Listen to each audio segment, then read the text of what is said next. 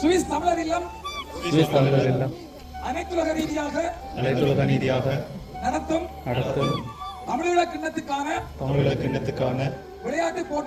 விளையாட்டுப் போட்டிகளில் கலந்து கொள்ளும் வீரர்களாகிய நாம் சர்வதேச விளையாட்டு விதிமுறைகளுக்கு கட்டுப்பட்டு வெற்றி தோல்விகளை சமமாக மதித்து நடுவர்களின் தீர்ப்பை இறுதியான முடிவாக ஏற்றுக்கொண்டு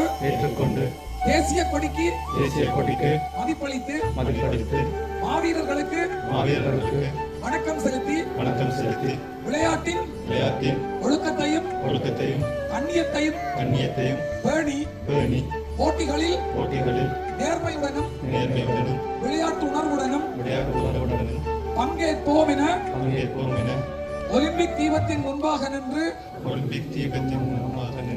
சத்திய பிரமாணம் செய்கின்றோம். நன்றி.